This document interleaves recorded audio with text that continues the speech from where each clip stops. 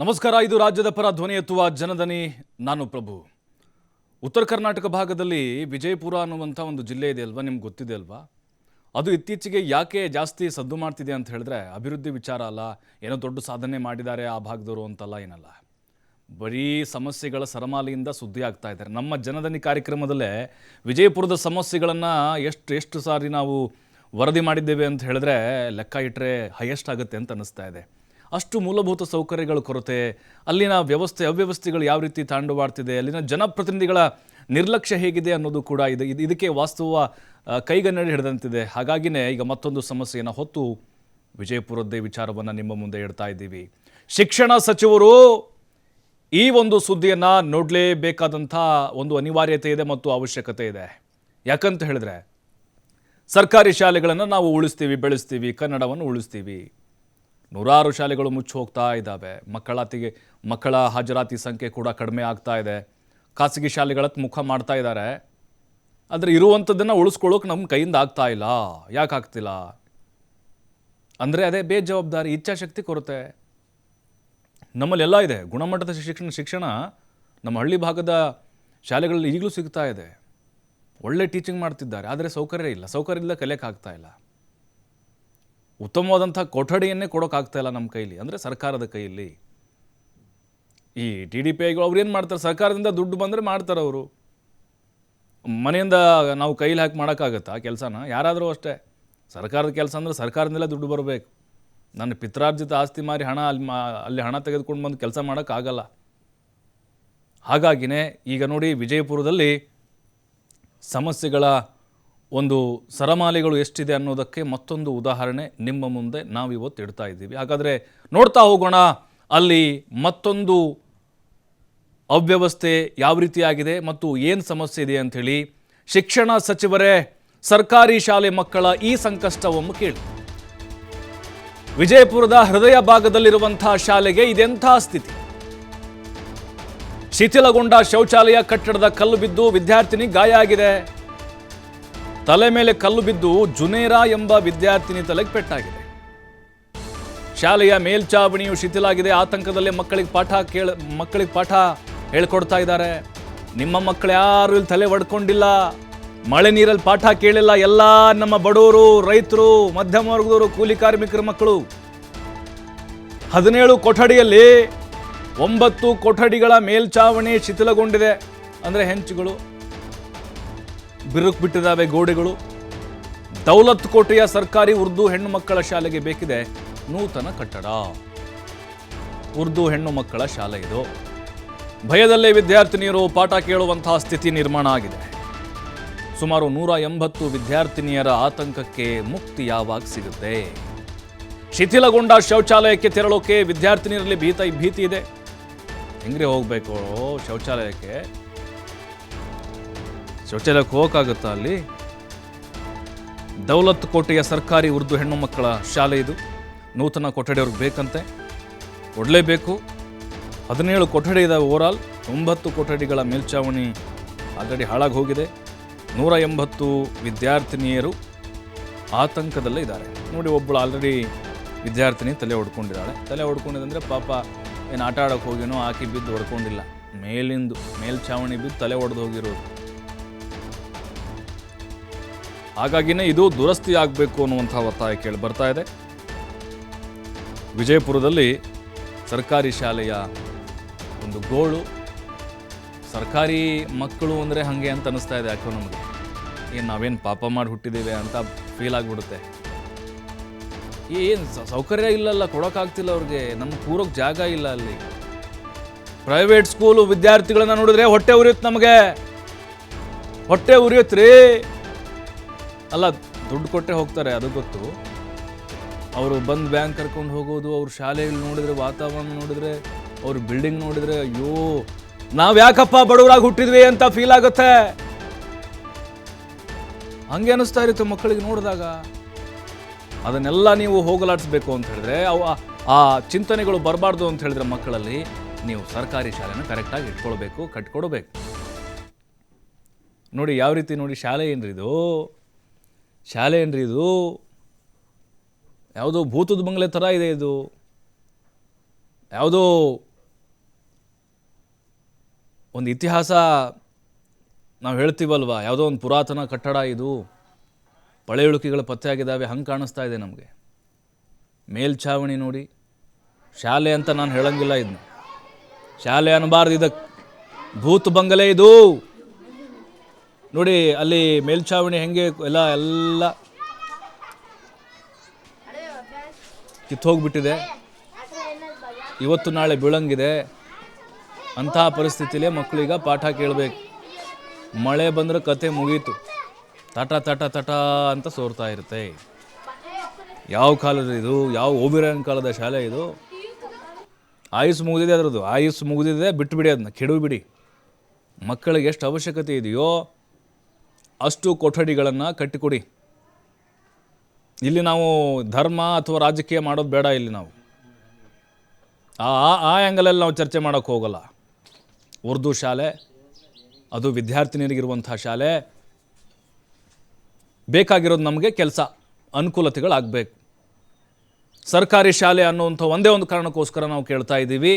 ಹಾಗಾಗಿನೇ ಈಗ ಅಲ್ಲಿ ವಿದ್ಯಾರ್ಥಿನಿಯರಿಗೆ ಆಗಿರುವಂತಹ ತೊಂದರೆಗಳು, 19 ಕೊಠಡಿ, ಅದರಲ್ಲಿ 9 ಕೊಠಡಿಗಳ ಮೇಲ್ಛಾವಣಿ ಯಾವುದೋ ಒಂದು ಶಿಲಾಶಾಸನ ಬರೆದಂಗೆ ಕಾಣಿಸ್ತಾ ಇದೆ ಗೋಡೆಯಲ್ಲಿ.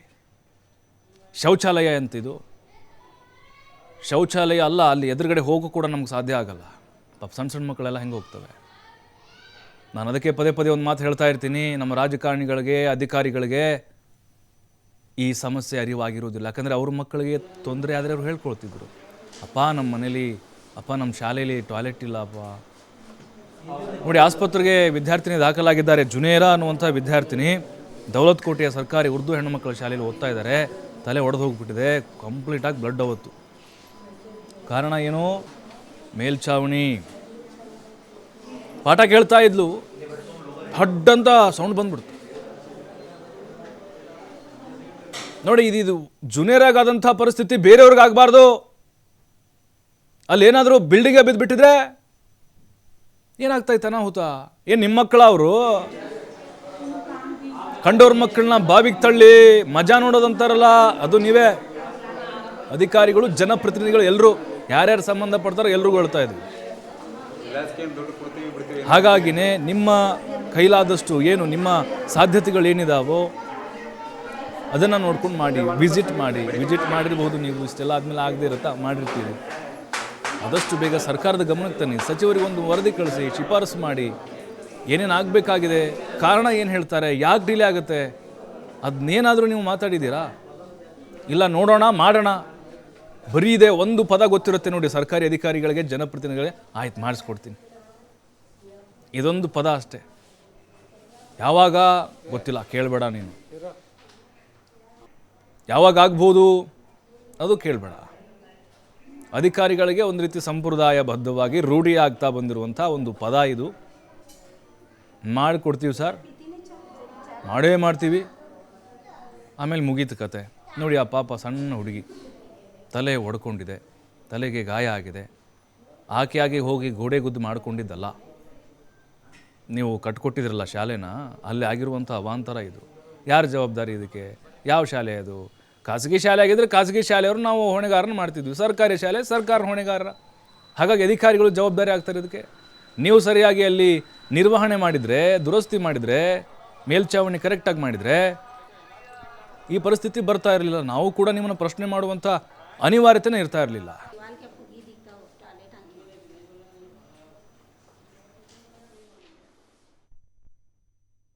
बाथरूम को गए थे और हमें दीवार को तयका लगा कर ठहरे थे, पर वो पहले से ही वैसा था वो, पर कब पड़ता नहीं मालूम था वैसा।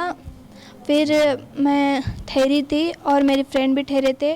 मैं वो पत्थर गिरा वहाँ पे, गिरने में और मैं नीचे गिरने में फिर ऊपर से दीवार पड़ने में मुझे 60 टाँके पड़े। और हमें उससे पहला टीचर्स को, सर्स को बोलते गए, फिर उन्होंने उसके ऊपर ज़्यादा ये नहीं करे। आज हमारे ऊपर गिरा, फिर कल दूसरे के ऊपर गिरे। तो मैं भी मेरी फ्रेंड बाथरूम को गए थे और हमें दीवार को टेका लगा कर ठहरे थे, पर वो पहले से ही वैसा था वो, पर कब पड़ता नहीं मालूम था वैसा। फिर मैं ठहरी थी। ಸರ್ ಇವತ್ತು ಅಕಸ್ಮಾತ್ ಒಂದು ಘಟನೆ ಆಗೈತೆ ರೀ ಸರ್ ನಮ್ಮ ಶಾಲ್ಯಾಗ. ಒಂದು ಮಗುಗೆ ಒಂದು 8 ಸ್ಟಿಚೇನು ಬಿದ್ದಾವ್ರಿ ಸರ್. 5 ಅಂತ ಹೇಳಕತ್ತಿದ್ರಿ, ಈಗ ಅಧ್ಯಕ್ಷ ಹೇಳಿದ್ದು 8 ಅಂತ. ಒಂದು ಮಗುಗೆ ಏನೈತಿ ತೆಲಿಗೆ ಪೆಟ್ಟು ಬಡ್ದಿದ್ದೈತಿ ರೀ ಆ ಮಗುಗೆ. ಆದ್ರ ಶಾಲೆಗೆ ಇದೆ ಆ ಮಗು, ಏನು ಈಗ ಜಸ್ಟ್ ಕರ್ಕೊಂಡು ಹೋಗ್ಯಾರ. ಅದು ಬೆಲ್ಗೇನು ನಾನು ಮೀಟಿಂಗಿಗೆ ಹೋಗಿದ್ರಿ ಸರ್. 3ನೇ ನಂಬರ್ ಶಾಲೆಗೆ ಮೀಟಿಂಗ್ ಇತ್ತು ರೀ ನಮ್ಮದು. ಅದು ಒಂದಕ್ಕೆ ಏನು ಒಟ್ಟು ಬೆಲ್ ಹೊಡ್ಯಾನ ಏನೈತಿ ಮಗು ಇಲ್ಲಿ ಈ ಕಡೆ ಬಂದೈತೆ ಅಂತ್ರಿ. 2ನೇ ಕ್ಲಾಸ್ ಹುಡುಗರು ಬಂದು ಒಂದು ಮಗು ಹೇಳಾಕತ್ತೈತಂತ್ರಿ, ಅದು ಕಲ್ಲು ಬೀಳಾಕತ್ತೈತೆ ನೋಡಲ್ಲಿ ಅಂತ. ಆ ಹುಡುಗಿ ಕೈ ಹಚ್ಚಿ ಅಲ್ಲಿ ನಿಂತಿತ್ತಂತ್ರಿ. ಇಬ್ಬರು ಸರ್ವಿತನಾನೇ ಅವ್ರ ಮೇಲೆ ಬಿದ್ದೈತ್ರಿ ಸರ್. ಈಗ ಅವ್ರು ಎದಕ್ಕೆ ಹೋಗಿದ್ರು? ಅವರು ಎದಕ್ಕೆ ಹೋಗಿದ್ದಾರೆ ಅದು ಗೊತ್ತಾಗಿಲ್ಲ ರೀ ಸರ್. ಶೌಚಾಲಯ ಮತ್ತು ಶೌಚಾಲಯ ರೀ ಸರ್. ಇದು ಶೌಚಾಲಯ ಮಾಹಿತಿ, ರೂಮಿನ ಮಾಹಿತಿ ಭಾಳ ಸರಿ ನಾವು ಕೊಟ್ಟಿದ್ದೈತ್ರಿ ಸರ್ ಆಫೀಸ್ಗೆ. ನಮ್ಮ SDMC ಅವರು ನಾವು ಸೇರೆ ಕೊಟ್ಟಿವ್ರಿ. ಆಮೇಲೆ ನಮ್ಮ CRPಗೂ ಹೇಳಿದೈತ್ರಿ. ಅವರು 10 ಸರಿ ಬಂದು ನೋಡಿ ಹೋಗ್ಯಾರ ರೀ. ಇದು ಓಪನ್ ಮಾಡಂದಿತ್ರಿ ಸರ್. ನೀವು ನೋಡಿರ್ಬೇಕಿದು ರೂಮಿಂದು ಸ್ಥಿತಿ ಏನಿದ್ದಿದ್ದು.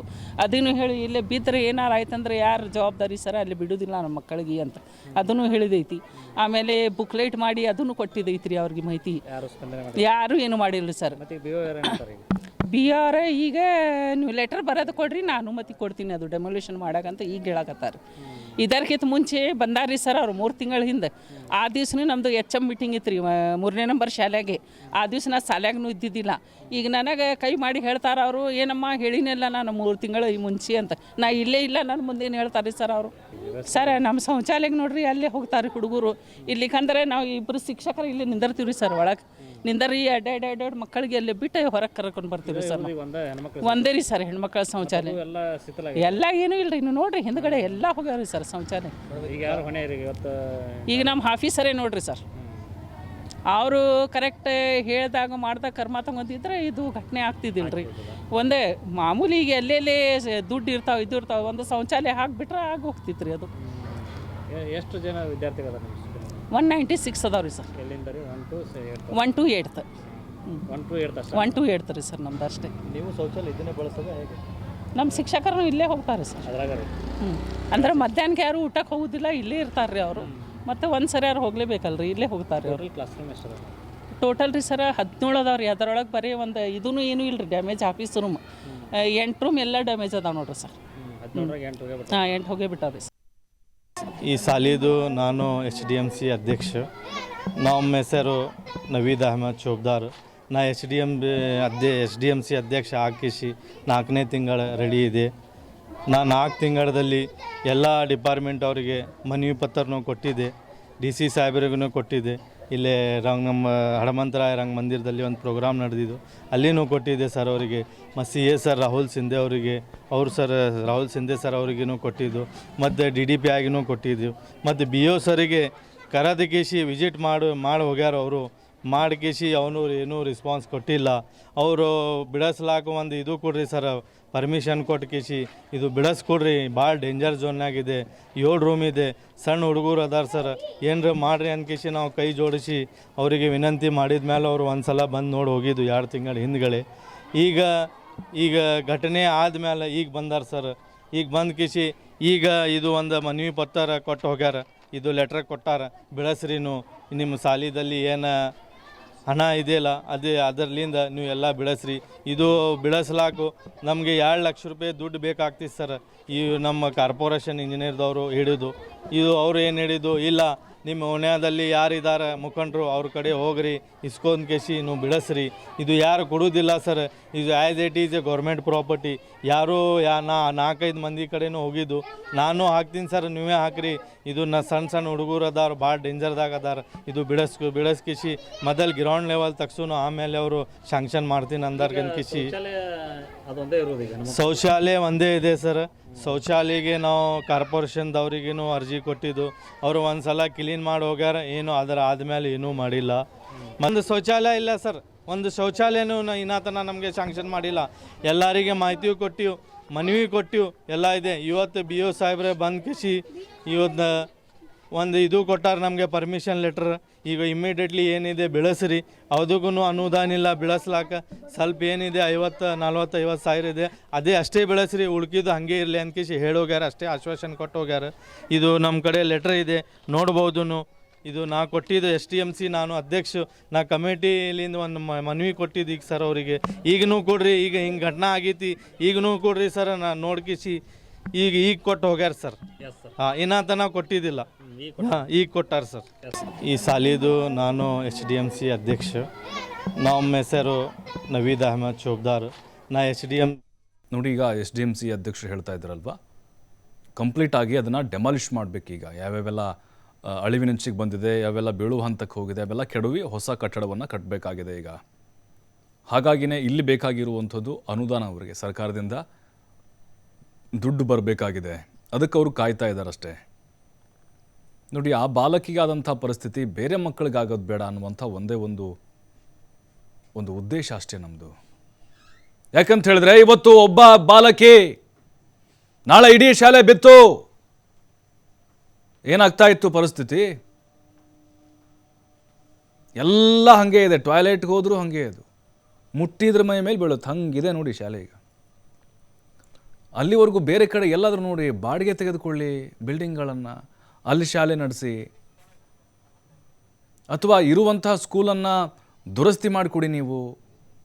ಬಟ್ ನಿರಂತರವಾಗಿ ಧ್ವನಿ ಎತ್ತಿದ್ರೂ ಕೂಡ ಕೆಲಸ ಮಾತ್ರ ಶೂನ್ಯ ಅಲ್ಲಿ. ಈ ಬಗ್ಗೆ ಮಾತಾಡಲಿಕ್ಕೆ ಸಮಾಜ ಸೇವಕರಿದ್ದಾರೆ, ಸತೀಶ್ ಅಂತ ಹೇಳಿ. ಸರ್ ನಮಸ್ಕಾರ. ಸತೀಶ್ ಅವರೇ ನಮಸ್ಕಾರ. ಸರ್ ನಮಸ್ಕಾರ. ನಾವು ನೋಡ್ತಾ ಇದ್ದೀವಿ ಆ ಬಾಲಕಿಗೆ ಗಾಯ ಆಗಿದ್ದು, ಬಟ್ ಈಗ ಹಾಸ್ಪಿಟ್ಲಿಗೆ ದಾಖಲಾಗಿದ್ದು. ಯಾಕೆ ಸರ್ ಇಷ್ಟು ವರ್ಷಗಳಿಂದ ಯಾಕೆ ಇನ್ನೂ ದುರಸ್ತಿ ಮಾಡೋಕ್ಕಾಗಿಲ್ಲ ಈ ಶಾಲೆನ? ಇಲ್ಲಿ ಯಾರೋ ಕೆಲಸ ಮಾಡೋರು ಇಲ್ವಾ ತಮ್ಮ ಭಾಗದಲ್ಲಿ ಅನ್ನೋದು ನನ್ನ ಪ್ರಶ್ನೆ. ಸರ್ ಮುಖ್ಯವಾಗಿ ಯಾವ್ದು ರೀತಿಯಪ್ಪ ಅಂತಂದ್ರೆ, ಒಂದು ಕುಟುಂಬದಲ್ಲಿ ಮನೆ ಮುಖ್ಯಸ್ಥ ಯಾವ ರೀತಿ ಜವಾಬ್ದಾರಿಯಿಂದ ಮನೆ ನಡೆಸ್ತಿರ್ತಾರೆ, ಆವಾಗ ಏನಾದ್ರೂ ಕುಟುಂಬದ ಮುಖ್ಯಸ್ಥರ ಮೇಲೆ ನಿರ್ಭರ ಆಗಿರುತ್ತದೆ. ಅದೇ ರೀತಿ ಆ ಶಾಲೆಯಲ್ಲಿ ಮುಖ್ಯೋಪಾಧ್ಯಾಯರಾದಂತವ್ರು ಅದನ್ನ ಕಾಳಜಿ ವಹಿಸ್ಬೇಕಲ್ಲ. ಅವರೇ ಮೇಲಾಗಿ ಏನಾಗಿತ್ತಂದ್ರೆ, ಅವರು BO ಮ್ಯಾಗ ಹಾಕೋದು, ಅವ್ರು DDP ಮ್ಯಾಗ ಹಾಕೋದು, ಸಚಿವರ ಮ್ಯಾಗ ಹಾಕೋದು, ಬೇರೆದವ್ರು ಹಾಕ್ತಿರ್ತಾರ. ಅವ್ರ ಕಾಳಜಿ ನನ್ನ ಮನೆ ಪರಿಸ್ಥಿತಿ ಏನದ ಅನ್ನೋದು ಅವ್ರು ತಗೋಬೇಕಲ್ಲ. ಮತ್ ಅವ್ರು SDMC ಅಧ್ಯಕ್ಷರ ಮ್ಯಾಗ ಹಾಕೋದು, ಅವರೇ ಕುಂತ ಮಾಡಾಕತ್ತಾಗ ಮೇಜರ್ ಆಗಿ ಅದೇನಾಗ್ತದ, ಈ ರೀತಿ ಶಾಲೆ ಅಂದ್ರೆ ಪೂರಾ ಮಕ್ಕಳು ಹಿಡಿದು, ಸ್ಟಾಫ್ ಹಿಡಿದು, ಅಲ್ಲಿ ಕಟ್ಟಡ ಹಿಡಿದು ಎಲ್ಲ ಮುಖ್ಯೋಪಾಧ್ಯಾಯರಿಗೆ ಸಂಬಂಧಪಡ್ತದೆ. ಮೇಲಾಗಿ ಅವರೇ ಮತ್ತೊಬ್ಬರ ಮೇಲೆ ಹಾಕೊಂತ ಕೂತಿದ್ದಾರೆ. ಇದ್ರ ಜೊತೆನೆ ಹೆಂಗೈತಪ್ಪ ಅಂದ್ರೆ, ಕೇವಲ ಅವ್ರಂತಲ್ಲ, ಇದೇ ರೀತಿ ಇದೇ ವ್ಯವಸ್ಥೆನೆ ಇಡೀ ವಿಜಯಪುರ ನಗರದಲ್ಲಿನೂ ಆವರ್ತಿದೆ. ಮತ್ ಈ ರೀತಿ ಇದ್ದಾಗ ಏನಾಗ್ತದ, ಕಟ್ಟಡ ಅಂತ ಈ ಸದ್ ನೋಡಿ, ಅದೇನೋ ಅದೃಷ್ಟವಶಾತ್ ಏನೋ ಅದು ಒಂದ್ ಸ್ವಲ್ಪ ಗಾಯ ಆಗಿದ್ದು ಓಕೆ, ಹೆಚ್ಚು ಕಮ್ಮಿ ಏನಾದ್ರೂ ಅಪಾಯ ಆಗಿದ್ರೆ ಯಾರ ಹೊಣೆಗಾರಿಕೆ? ಕಾಳಜಿ ತಗೊಳ್ಳುವಂತ ವ್ಯವಸ್ಥೆ ಏನಾಗ್ಯದಪ್ಪ ಅಂತ ನಗರ ಶಾಸಕರದಂತೂ ಪ್ರವೃತ್ತಿ ಎಲ್ಲ ಇಡೀ ರಾಜ್ಯಕ್ಕೆ ಗೊತ್ತಾಗ್ಬಿಟ್ಟಿದೆ. ಕೇವಲ ಅವ್ರಂದ್ರೆ ಏನಪ್ಪಾ ಅಂತಂದ್ರ ಭಾಷಣಕಾರರಷ್ಟೇ. ಕೆಳಗೆ ಏನ್ ನಡೆದಿದೆ ನಗರದಲ್ಲಿ ಏನಿದೆ ಅನ್ನೋಂಥದ್ದು ಏನು ಕಲ್ಪನೆನೇ ಇಲ್ಲ. ಜೊತೆಗೆ ಅದೇ ರೀತಿನೇ ಏನಪ್ಪಾ ಅಂದ್ರೆ, ಇಡೀ ನಮ್ಮ ನಗರದಲ್ಲಿ ಯಾವ ವ್ಯವಸ್ಥೆ ಆಗಿಬಿಟ್ಟದಪ್ಪ ಅಂದ್ರೆ, ಯಾವ ಕಡೆನೂ ಲಕ್ಷ್ಯ ಇಲ್ಲ ಏನ್ ನಡೆದು ಅಂತೇಳಿ. ಮತ್ತ ಹಳಿ ಕಟ್ಟಡ ಡೆಮಾಲಿಷನ್ ಆಗ್ಲಿ ಅಂತ ಹೇಳಿ ಬರೀ ಕೇವಲ ನಾವ್ ಒಂದ್ ಪೇಪರ್ಸ್ ರೆಡಿ ಮಾಡಿ ಕೊಟ್ರ ಅಲ್ಲ, ಅದಕ್ಕೆ ಅನುದಾನ ಅದನ್ನು ಇಲ್ಲೋ, ಮತ್ತ ಆಗ್ತಾ ಇದನೋ ಇಲ್ಲೋ ಗೊತ್ತಿಲ್ಲ. ಮತ್ ಮೇಲಾಗಿ ಒಂದ್ ಮೆನ್ಷನ್ ಮಾಡಿದ್ದಾರೆ, ಅದು ತೆರವುಗೊಳಿಸ್ಲಿಕ್ಕೆ ಅಲ್ಲೇ ಸ್ಥಳೀಯವಾಗಿ ದೇಣಿಗೆ ಸಂಗ್ರಹ ಮಾಡಂತ ಹೇಳಿ ಹೇಳ್ತಾರೆ. ಹೆಂಗ್ ಸಾಧ್ಯ ಅದು? ಅಲ್ಲ, ಮತ್ತೆ ದೊಡ್ಡದಲ್ಲ ಭಾಷಣ ಮಾಡುವಂತವ್ರು ಪ್ರಚಾರದಲ್ಲಿ, ಅಥವಾ ನಾವು ಕನ್ನಡ ಶಾಲೆಗಳನ್ನು ಉಳಿಸ್ತೀವಿ, ಸರ್ಕಾರಿ ಶಾಲೆಗಳನ್ನು ಬೆಳೆಸ್ತೀವಿ ಅನ್ನೋದು ಅಂದ್ರೆ ಕೇವಲ ಅದು ಪ್ರಚಾರಕ್ಕಷ್ಟೇ ಸೀಮಿತ ಆಗ್ತಿದೆ ಅಂತ ಸರ್? ಪ್ರಚಾರಕ್ಕೆ 100% ಪ್ರಚಾರಕ್ಕೆ. ಯಾಕಂದ್ರೆ ಅವ್ರದೇ ಶಾಲಾ ಕಾಲೇಜುಗಳದಾವ, ಇವೆಲ್ಲ ದುರಸ್ತಿ ಮಾಡಿ ಇಲ್ಲೆಲ್ಲ ಒಳ್ಳೆ ಶಿಕ್ಷಣ ಕೊಡ್ಸಕತ್ರೆ ಅವ್ರ ಶಾಲೆಗಳು ಬಂದ್ ಆಗ್ತಾವ, ಶಾಸಕರದೇ ಶಾಲೆಗಳದಾವ. ಈ ರೀತಿ ಏನಪ್ಪಾ ಅಂತಂದ್ರೆ, ನಾ ಹೇಳ್ತಾ ಇದ್ದಲ್ಲ, ಮನೆಯ ಮುಖ್ಯಸ್ಥರೇ ಕೂತ್ಕೊಂಡು ಏನೋ ಬೇಲಿನ ಎದ್ದು ಹೊಲ ಮೈದಂಗೆ ನಡೆದಿದೆ ಇದು ವ್ಯವಸ್ಥೆ ವಿಜಯಪುರ ನಗರದಲ್ಲಿ. ಈ ರೀತಿ ಕನ್ನಡ ಶಾಲೆಗಳು ನೋಡ್ರಿ, ಅದು ತೆರವುಗೊಳಿಸ್ಬೇಕನ್ನಂಥದ್ದು ಬರೇ ಕಲ್ಪನೆ ಆಯ್ತು. ಸಚಿವರದಾರ, ಇಬ್ಬಿಬ್ರು ಸಚಿವರದಾರ ನಮ್ಮ ನಗರದಲ್ಲಿ, ಇದ್ರು ಸಹಿತ ಮತ್ತೆ ಏನೋ ತಾರಲ್ಲ, ಎಲ್ಲದಕ್ಕಿಂತ ಮುಖ್ಯವಾಗಿ ಶಿಕ್ಷಣ ವ್ಯವಸ್ಥೆನೇ ಈ ರೀತಿ ಇದ್ದಾಗ ಮತ್ತೆ ಉಳ್ಕಿದ ಎಲ್ಲ ನ್ಯಾಯ ಎಲ್ಲಿ ಸಿಗ್ತೈತ್ರಿ? ನಿಜ. ಬಟ್ ಸರ್, ಈಗ ನೋಡಿ, ನಾನು ಪದೇ ಶಾಲೆ ವಿಚಾರ ಬಂದಾಗ ಹೇಳ್ತಾ ಇರ್ತೀನಿ, ಈ ಜನಪ್ರತಿನಿಧಿಗಳ ಮಕ್ಕಳು, ಅಧಿಕಾರಿಗಳ ಮಕ್ಕಳು ಯಾರು ಕೂಡ ಸರ್ಕಾರಿ ಶಾಲೆಯಲ್ಲಿ ಓದ್ತಾ ಇಲ್ಲ, ಹಾಗಾಗಿ ಅವ್ರ ಕಷ್ಟ ಗೊತ್ತಾಗಲ್ಲ ಅಂತ. 100%. ಇದ್ರೊಳಗೇನು ಎರಡೇ ಮಾತಿಲ್ಲ. ಅವ್ರ ಮಕ್ಕಳು ಎಂದೆಂದಿಗೂ ಅವ್ರೇನೋ ಅದು ದುರದೃಷ್ಟ, ಆ ಕಾಲದಲ್ಲಿ ಅವ್ರು ಸರ್ಕಾರಿ ಶಾಲೆಯಲ್ಲಿ ಓದಿರ್ಬೇಕು. ಆದ್ರೆ ಅವ್ರ ಮಕ್ಕಳು ಯಾರು ಒಬ್ರು ಸಹಿತ ಯಾರು ಸರ್ಕಾರಿ ಶಾಲೆಯಲ್ಲಿ ಓದ್ತಾ ಇಲ್ಲ ಇವಾಗ. ಹೀಗಾಗಿ ಆ ಸರ್ಕಾರಿ ಶಾಲೆ ವ್ಯವಸ್ಥೆ ಈ ರೀತಿಯಾಗಿದೆ. ದುರಸ್ತಿ ಮಾಡುವಂತದ್ದು ಈಗ ನೋಡಿ, ಕಟ್ಟಡ ತೆರವು ಮಾಡಿ ಮಾಡುದಂತೂ ದೂರ ಇತ್ತು, ಕೆಲವೊಂದು ಕಡೆ ಅಂತ ದುರಸ್ತಿನೂ ಮಾಡಾರಂಗಿಲ್ಲ, ಅಷ್ಟು ಬಜೆಟ್ ಇಲ್ವಾ ಇವರಲ್ಲಿ? ನಿಜ ಸರ್. ಯಾವ್ಯಾವುದಕ್ಕೂ 1000 ಕೋಟಿ ಖರ್ಚು ಮಾಡ್ತಾರಲ್ಲ ಸರ್, ನೀವೇ ನೋಡ್ತಾ ಇದ್ದೀರಿ. ಯಾವ್ದೇ ಒಂದ್ ನೋಡಿ ಯಾವ್ದಾದ್ರು ಒಂದು ಯೋಜನೆ ಬತ್ ಅಂತ ಹೇಳಿರಿ ಅದಕ್ಕೆ ಎಷ್ಟು ಪ್ರಚಾರ ತಗೊಳಿಕ್ ಎಷ್ಟು ಸಾವಿರಾರು ಕೋಟಿ ದುಡ್ಡು ವೇಸ್ಟ್ ಮಾಡ್ತಾರೆ. ಹೌದು ಹೌದು ಹೌದು. ಅದ್ರ ಬದ್ಲಿ ಮೂಲಭೂತ ಸೌಕರ್ಯ ಏನ್ರಿ ನೀವ್ ಏನು ಕೊಡ್ಬೇಕಾಗಿಲ್ಲ ಜನರಿಗೆ. ಏನಪ್ಪಾ ಅಂದ್ರೆ ಶಿಕ್ಷಣ, ಆರೋಗ್ಯ, ಮೇಲಾಗಿ ನೀರು, ಇವೇ ವಿದ್ಯುತ್, ಇದು ಬಿಟ್ರೆ ಏನ್ ಕೇಳ್ತದೆ ಜನ ನಿಮ್ ಮನೆ ಬಾಗಿಲಿಗೆ ಎಂದೂ ಬರಂಗೇ ಇಲ್ಲ. ನಿಜ ನಿಜ ಸರ್. ಈಗ TV5 ಕೂಡ ಇಂಥ ಸಾಕಷ್ಟು ಸಮಸ್ಯೆಗಳಿಗೆ ಪರಿಹಾರವನ್ನು ನಾವು ಕೊಡಿಸಿದ್ದೇವೆ ಸರ್ ನಮ್ಮ ಕಡೆಯಿಂದ. ಈಗ ನಿಮ್ಮ ಸ್ಥಳೀಯವಾಗಿ ಆ ಶಾಲೆಯ ಪರಿಸ್ಥಿತಿ ಕೂಡ ನಾವು ಇಡೀ ರಾಜ್ಯಕ್ಕೆ ತೋರಿಸ್ತಾ ಇದ್ದೀವಿ, ಬೆಳಕು ಚೆಲ್ತಾ ಇದ್ದೀವಿ. ನಿಮ್ಮ ಹೋರಾಟದ ಜೊತೆಗೆ ನಾವು ಕೂಡ ಒಬ್ಬ ಪಾಲ್ದಾರರಾಗಿರ್ತೀವಿ ಸರ್. ಸರ್ ಧನ್ಯವಾದ. ನಿಮ್ದು ಜನದನಿ ನೋಡ್ತಾ ಇದ್ದೀನಿ. ನಿಮ್ಮಿಂದ ಏನಾದ್ರೂ ಒಂದ್ ಸ್ವಲ್ಪ ಎಲ್ಲಾ ಕಡೆನೂ ಕೆಲಸ ಆಗ್ತಾ ಇದಾವೆ. ಹೊರತಾಗಿ ಯಾವುದೇ ಜನಪ್ರತಿನಿಧಿಯಿಂದ ಅಧಿಕಾರಿಗಳಿಂದ ಏನು ಆಗ್ತಾ ಇಲ್ಲ. ಬರೀ ಏನೋ ಇವ್ರ ಮ್ಯಾಗ ಅವ್ರು ಹಾಕೋದು, ಅವ್ರ ಮ್ಯಾಗ ಇವ್ರು ಹಾಕೋದು, ಇದೇ ರೀತಿ ನಡೆದು ಬಿಟ್ಟಿದೆ.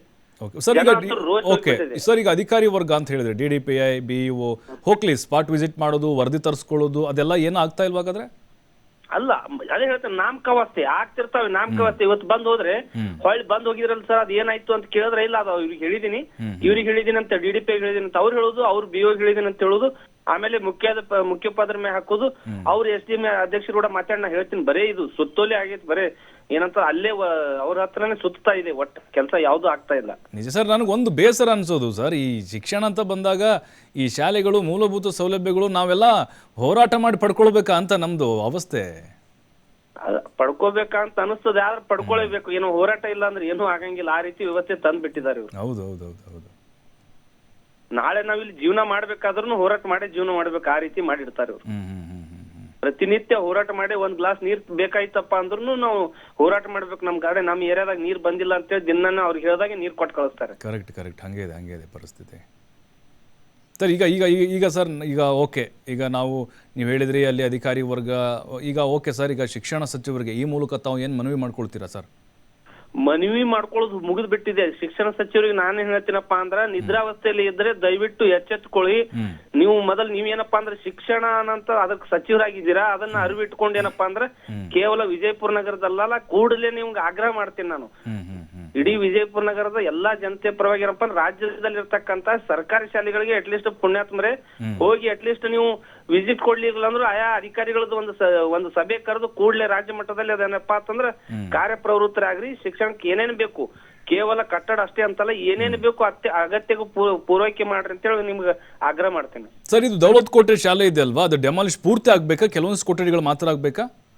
ಅದರಲ್ಲಿ ಆಗ್ಬೇಕಾಗಿದ್ದು 17 ಕೊಠಡಿಗಳೊಳಗೆ 9 ಕೊಠಡಿಗಳಂತೂ ಆಗ್ಲಿಕ್ಕೆ ಬೇಕು. ಆ ರೀತಿ ವ್ಯವಸ್ಥೆ ಇಲ್ಲ ಅದಾವ.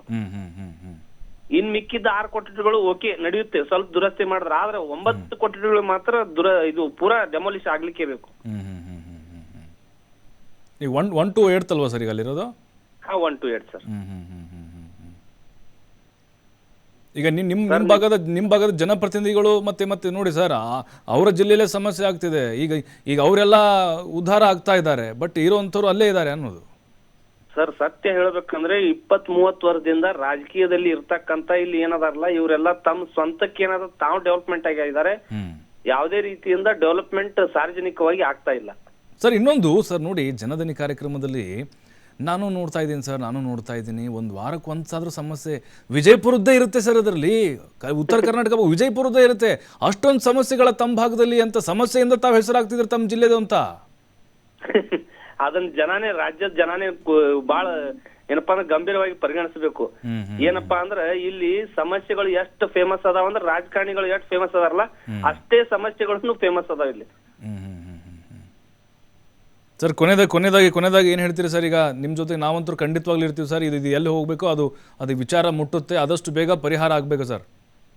ಸರ್ ಕೊನೆಯದಾಗಿ ಹೇಳುದಪ್ಪ ಅಂದ್ರೆ ಮಾನ್ಯ ಶಿಕ್ಷಣ ಸಚಿವರು ಇಡೀ ಕೇವಲ ನಗರದಲ್ಲಿ ವಿಜಯಪುರ ನಗರದಂತಲ್ಲ, ಯಾವ್ಯಾವ ಶಿಕ್ಷಣ ಇಲಾಖೆಯಲ್ಲಿ ಇರ್ತಕ್ಕಂತ ಕಟ್ಟಡ ಆಗ್ಲಿ, ಆ ಮಕ್ಕಳಿಗೆ ಶಿಕ್ಷಣ ಓದ್ಲಿಕ್ಕೆ ಏನ ಅನುಕೂಲ ಆಗಂತಾವು ವ್ಯವಸ್ಥೆ ಅದ. ಪಠ್ಯ ಪುಸ್ತಕ ಹಿಡಿದು, ಸಮವಸ್ತ್ರಗಳು ಹಿಡಿದು, ಮತ್ತ ಅವ್ರ ಆರೋಗ್ಯ ದೃಷ್ಟಿಯಿಂದ ಹಿಡಿದು, ಮತ್ತ ಅದು ಬಿಸಿ ಊಟ ಹಿಡಿದು ಪ್ರತಿಯೊಂದನ್ನು ದಯವಿಟ್ಟು ಕೂಡಲೇನಪ್ಪಾ ಅಂತಂದ್ರೆ ಸೂಕ್ತ ಕ್ರಮ ಕೈಗೊಳ್ಬೇಕಂತ ಹೇಳಿ ತಮ್ಮ ಮಾಧ್ಯಮ ಮುಖಾಂತರ ಅವ್ರಿಗೆ ಏನಪ್ಪಾ ಅಂದ್ರೆ ಬಹಳ ಮನಪೂರ್ವಕವಾಗಿ ವಿನಂತಿ ಮಾಡ್ಕೋತೀನಿ. ಎಸ್ ಥ್ಯಾಂಕ್ ಯು ಸತೀಶ್ ಅವರೇ ಮಾತಾಡಿದ್ದಕ್ಕೆ. ನೋಡಿ, ಅವ್ರು ಹೇಳ್ತಾ ಇದ್ದಾರೆ, ಎಲ್ಲರೂ ಜನಪ್ರತಿನಿಧಿಗಳು ಅಂತ ಅನಿಸ್ಕೊಳ್ತಾ ಇರೋರು ವಿಜಯಪುರದಲ್ಲಿ 2 ಸಚಿವರಿದ್ದಾರೆ, ಒಬ್ಬರು ಭಾವಿ ಶಾಸಕರಿದ್ದಾರೆ. ನಿಮಗೆಲ್ಲ ಗೊತ್ತೇ ಇದೆ, ಅವರು ಕೇವಲ ಭಾಷಣಕ್ಕೆ ಮಾತ್ರ ಸೀಮಿತ, ಪ್ರಚಾರಕ್ಕಷ್ಟೇ ಅಂತೇಳಿ. ತಮ್ಮ ಕ್ಷೇತ್ರದಲ್ಲಿ ಆಗುವಂತಹ ಸಮಸ್ಯೆಗಳು, ತಮ್ಮ ಜಿಲ್ಲೆಯಲ್ಲಿ ಇರುವಂತಹ ಅವ್ಯವಸ್ಥೆಗಳ ಬಗ್ಗೆ ಅವರಿಗೆ ಅರಿವೇ ಇರೋದಿಲ್ಲ. ಯಾಕಂದರೆ ಅವ್ರ ಮಕ್ಕಳೆಲ್ಲ ವಿದೇಶಗಳಲ್ಲಿ ಓದ್ತಾ ಇರ್ತಾರೆ, ಐಷಾರಾಮಿ ಸ್ಕೂಲ್ಗಳಲ್ಲಿ ಓದ್ತಾ ಇರ್ತಾರೆ. ಹಾಗಾಗಿ ಅವ್ರಿಗೆ ಸಮಸ್ಯೆ ಗೊತ್ತಾಗಲ್ಲ. ಅವರು ಓದಿರ್ಬೋದು, ನಾವು ಒಪ್ಕೊಳ್ತೀವಿ. ಅವ್ರ ಬಡತನ, ಅವ್ರ ರೈತರ ಮಕ್ಕಳು, ಅವರೆಲ್ಲ ಕನ್ನಡ ಶಾಲೆಯಲ್ಲಿ ಓದಿದ್ದಾರೆ, ಹಳ್ಳಿಯಲ್ಲಿ ಓದಿದ್ದಾರೆ. ಅವ್ರ ಮಕ್ಕಳು ಹಾಗಾಗಿನೇ ನನ್ನ ಮಗ ಚೆನ್ನಾಗಿ ಓದಲಿ, ನಂತರ ಆಗಬಾರ್ದು ಅಂತ ಎಷ್ಟೋ ಬಡಪಾಯಿಗಳು ಕನಸು ಕಾಣ್ತಾ ಇರ್ತಾರಲ್ವ, ಅವ್ರಿಗೇನಾಗುತ್ತೆ ಹೇಳಿ, ಸರ್ಕಾರಿ ಶಾಲೆಯನ್ನು ಅವಲಂಬಿಸಿದಂಥವ್ರಿಗೆ ಖಂಡಿತವಾಗ್ಲೂ ಇದು ಎಫೆಕ್ಟ್ ಆಗುತ್ತೆ. ಒಂದು ಶಾಲೆ 7 ಕೊಠಡಿಗಳನ್ನು ಅಲ್ಲಿ ದುರಸ್ತಿ ಮಾಡಬೇಕಾದಂಥ ಒಂದು ಪರಿಸ್ಥಿತಿ ಇದೆ. 7 ಬೇಡ ರೀ, 2ರಿಂದ 3 ಕೊಠಡಿಗಳನ್ನು ಮಾಡಿಕೊಡಿ ಅಂತ ಕೇಳ್ತಾ ಇದ್ದಾರೆ. ಈ ಬಗ್ಗೆ ಮಾತಾಡೋಕ್ಕೆ ಬಿ ಒ ಇದ್ದಾರೆ, ತಳವಾರು. ಸರ್ ನಮಸ್ಕಾರ. ಕರೆ ಕಟ್ ಮಾಡ್ತಾ ಇದ್ದಾರೆ ಬಿ ಒ ಅವರು. ಯಾಕಂತ ಹೇಳಿದ್ರೆ ನೋಡಿ, ನಾವು ಯಾವುದಕ್ಕೆ ನೋಡಿ ಫೋನು ರಿಸೀವ್ ಮಾಡಿ ಕಟ್ ಮಾಡುವಂಥ ಒಂದು ಮಾನಸಿಕತೆ, ಮನಸ್ಥಿತಿ ಇದೆಯಲ್ವಾ, ಇದು ಬಚಾವಾಗುವಂಥದ್ದು, ತಪ್ಪಿಸಿಕೊಳ್ಳುವಂಥದ್ದು, ಅಥವಾ ಏನೋ ನಾವು ತಪ್ಪು ಮಾಡಿದ್ದೀವಿ ಅನ್ನುವಂಥ ಭಾವನೆ ಅವರಲ್ಲಿರುತ್ತೆ. ನಾವೇನು ಕೇಳ್ತೀವಿ, ನಾವೇನಾದರೂ ಇಲ್ಲಿ ಸಂಬಂಧ ಬೆಳೆಸೋಕ್ಕೆ ಫೋನ್ ಮಾಡಿದ್ದೀವಾ, ನೆಂಟಸ್ತಿಕೆ, ಅಥವಾ ನಿಮ್ಮ ಕಷ್ಟ ಸುಖ ವಿಚಾರಕ್ಕೆ?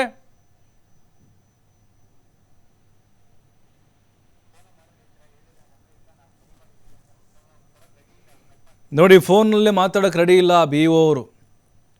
ನಾನದೇ ಹೇಳ್ತಾ ಇದ್ದೆ, ನಿಮ್ಮ ಜೊತೆಗೆ ನೆಂಟಸ್ತಿಕೆ ಬೆಳೆಸ್ಲಿಕ್ಕೆ ಫೋನ್ ಮಾಡಿಲ್ಲ ನಾವು. ನಿಮ್ಮದು ಉಪಹಾರ ಆಯಿತಾ, ತಿಂಡಿ ಆಯಿತಾ ಕೇಳೋಕ್ಕೆ ಫೋನ್ ಮಾಡಿಲ್ಲ.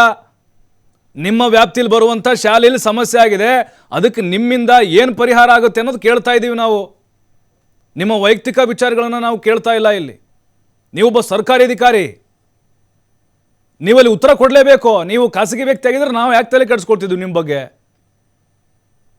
ಹಾಗಾಗಿ ನೀವು ಜವಾಬ್ದಾರಿ ಸ್ಥಾನದಲ್ಲಿದ್ದೀರಿ, ನೀವು ಅದಕ್ಕೆ ಉತ್ತರ ಕೊಡಬೇಕು. ನಾವು ಜವಾಬ್ದಾರಿಯುತ ಮಾಧ್ಯಮವಾಗಿ ಪ್ರಶ್ನೆ ಇಡ್ತಾ ಇದ್ದೀವಿ. ಏನಾಗಿದೆ ಅಂತ ಹೇಳಿ, ನಾವು ಏನಾಗಬೇಕು ಅನ್ನೋದು ಹೇಳ್ತೀವಿ. ಅದು ಬಿಟ್ಟು ಈ ರೀತಿ ಪಲಾಯನ ಮಾಡುವಂಥ ಮನಸ್ಥಿತಿ ಇದೆಯಲ್ವಾ, ಇದು ಮತ್ತಷ್ಟು ಸಮಸ್ಯೆ ಕಾರಣ ಆಗುತ್ತೆ ಅಷ್ಟೇ. ಸೌಜನ್ಯಕ್ಕೆ ಮಾತನಾಡಿ ಅಷ್ಟೇ ನಾವು ಹೇಳ್ತಾ ಇರೋದು. ಒಂದು 2 ನಿಮಿಷ ಮೀಸಲಿಡೋಕ್ಕಾಗಲ್ವ ನಿಮಗೆ?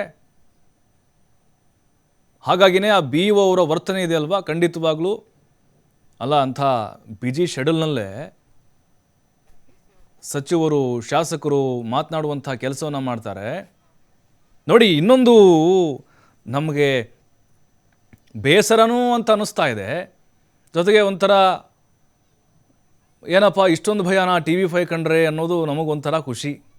ಕೆಲವೊಂದಿಷ್ಟು ಅಧಿಕಾರಿಗಳಿಗೆ DC Vijayapura DC T Bhupalan ಇದಾರಲ್ಲ, ಬ್ಲಾಕ್ ಮಾಡಿಬಿಟ್ಟಿದ್ದಾರೆ. Block list, TV5 block list. ನೋಡಿ, ಭಯ ಇರಲಿ, ಆದರೆ ಕೆಲಸ ಮಾಡುವಂಥ ಪ್ರವೃತ್ತಿ ಬೇಕು, ಉತ್ತರ ಕೊಡುವಂಥ ಮಾನಸಿಕತೆ ಬೇಕು. ನಿಜಕ್ಕೂ ಇಂಥ ಅಧಿಕಾರಿಗಳಿದಾರಲ್ಲ, ಇಂಥ ಅಧಿಕಾರಿಗಳು ನಮ್ಮ ಮಧ್ಯೆ ಇದಾರಲ್ಲ ಅನ್ನುವಂಥ ಒಂದು ಬೇಸರ ನಮ್ಮ ಖಂಡಿತವಾಗ್ಲೂ ಇದೆ. ಇವರು IAS IPS ಅಂತ ದೊಡ್ಡದಾಗಿ ಬೋರ್ಡ್ ಹಾಕ್ಕೊಂಡು ಸ್ಪರ್ಧಾತ್ಮಕ ಪರೀಕ್ಷೆ, ನಾಗರಿಕ ಸೇವಾ ಪರೀಕ್ಷೆ ಎದುರಿಸಿ ಬರ್ತಾರೆ. ಇವರು ಜನಸೇವೆ ಮಾಡಬೇಕಂತ ಬರೋರು ಇವರೆಲ್ಲ. ಈಗ ಫೋನ್ ಮಾಡೋಕ್ಕೆ ನೀವು ಫೋನೇ ರಿಸೀವ್ ಮಾಡ್ತಿಲ್ಲ ಅಂದರೆ ಜನಸೇವೆ ನಾವೇನು ನಿರೀಕ್ಷೆ ಮಾಡೋಕ್ಕಾಗತ್ತೆ? ಹಾಗಾಗಿ ಅದೇನು ಬ್ಲಾಕ್ ಲಿಸ್ಟ್ ಹಾಕ್ಕೊಳ್ಳಿ, ಅಥವಾ ನೀವು ಅನ್ಬ್ಲಾಕ್ ಆದರೂ ಮಾಡಿ, ಡಿಲೀಟ್ ಆದರೂ ಮಾಡಿ, ನಮಗೆ ಬೇಕಾಗಿಲ್ಲ. ನಮಗೆ ಆಗಬೇಕಾಗಿರೋದು ಕೆಲಸ. ನಿಮ್ಮ ಸುದ್ದಿ ನಿಮ್ಮ ಗಮನಕ್ಕೆ ಬಂದಿದ್ದರೆ, ನಿಮ್ಮ ವ್ಯಾಪ್ತಿಲಾದರೆ ಮಾಡಿ, ಇಲ್ಲದೇ ಇದ್ದರೆ ಬೇರೆಯವ್ರಿಗಾದರೂ ತಿಳಿಸಿ ಅನ್ನುವಂಥದ್ದಷ್ಟೇ. ಇಲ್ಲ ನನ್ನ ವ್ಯಾಪ್ತಿಗೆ ಬರೋದಿಲ್ಲ ಅಂತ ಅದು ಮಾತಾಡಿದರೆ ನಿಮ್ಮ ಅಲ್ಲಿ ಇಚ್ಛಾಶಕ್ತಿ ನಮ್ಗೆ ಗೊತ್ತಾಗುತ್ತೆ. ಹಾಗಾಗಿ ಮತ್ತೊಮ್ಮೆ ಹೇಳ್ತಾ ಇದ್ದೀವಿ, ಅಲ್ಲಿನ BO ಮತ್ತು DDP ಏನಿದ್ದಾರೆ, ಸಂಬಂಧಪಟ್ಟ SDMC ಅವರು, ಆಮೇಲೆ ಅಲ್ಲಿ ಮುಖ್ಯೋಪಾಧ್ಯಾಯರು ಮತ್ತು ಅಧಿಕಾರಿಗಳ ಮಧ್ಯೆ ಏನೋ ಸ್ವಲ್ಪ ಘರ್ಷಣೆ ನಡೀತಾ ಇದೆ, ಅದನ್ನು ಸರಿ ಮಾಡಿಕೊಳ್ಳಿ. ಆದಷ್ಟು ಬೇಗ ವಿದ್ಯಾರ್ಥಿನಿಯರಿಗೆ ಹೊಸ ಕಟ್ಟಡಗಳನ್ನು ಕಟ್ಟಿಕೊಡಿ, ಅಂದರೆ ಕೊಠಡಿಗಳನ್ನು ಕಟ್ಟಿ ಅವರಿಗೆ ಅನುಕೂಲವಾಗುವಂಥ ವ್ಯವಸ್ಥೆ. ಇನ್ಮೇಲೆ ಈ ರೀತಿ ಅವಘಡಗಳು ಆಗದೇ ತರೋ ಅಧಿಕಾರಿಗಳು ನೋಡ್ಕೊಳ್ಬೇಕು. ಹಾಗೆ ಶಿಕ್ಷಣ ಸಚಿವರು ಕೂಡ ಇದರ ಬಗ್ಗೆ ಗಂಭೀರವಾಗಿ ಚಿಂತನೆಯನ್ನು ಹರಿಸಬೇಕು ಅನ್ನುವಂಥ ಆಗ್ರಹ TV5 ಮಾಡ್ತಾ ಇದೆ. ಕಾದು ನೋಡ್ತೀವಿ ಮುಂದೆ ಏನಾಗುತ್ತೆ ಅಂತ.